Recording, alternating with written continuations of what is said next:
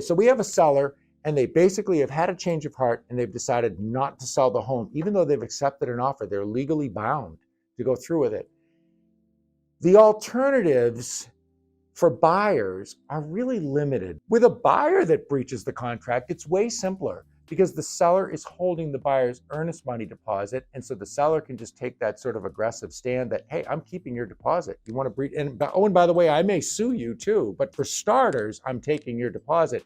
That's a lot of leverage for a seller. That has a way of bringing the buyer back to the table or getting them at least to consider the possibility of losing that earnest money deposit. The recourse that a buyer has against a seller in breach of the contract, there is no deposit to forfeit or to seize. The buyer's only real remedy is to go to court and enforce the contract. The good news is that if a buyer goes to court to enforce a real estate contract where the seller has breached and the buyer is not in breach of the contract, the buyer's chances of prevailing in that litigation are close to 100%.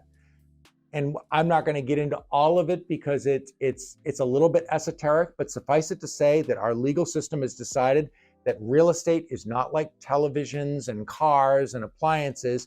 Every piece of real estate is sufficiently unique so that there are no two properties that are identical or alike. So it's inadequate, Your Honor, for me to get damages or money, or you tell me to buy the place that's for sale on the other end of that street. It's just this property. And the only way to make me whole is to make the seller sell me that property. So the good news is that if you had the wherewithal, financial, and the time and energy and interest, you're willing to go to court, you're going to win. You're going to win. You're going to get that house. But maybe it's $20,000 or more. Maybe it's a year out of your life.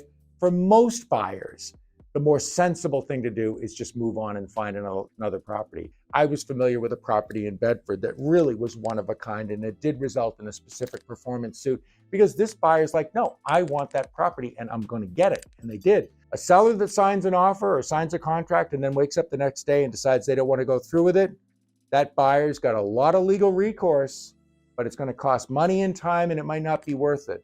And there are no real push button solutions in that spot. Oftentimes, the smart move is to let the seller walk away and skate, and nobody likes it. It's cod liver oil going down, but it's the right thing to do.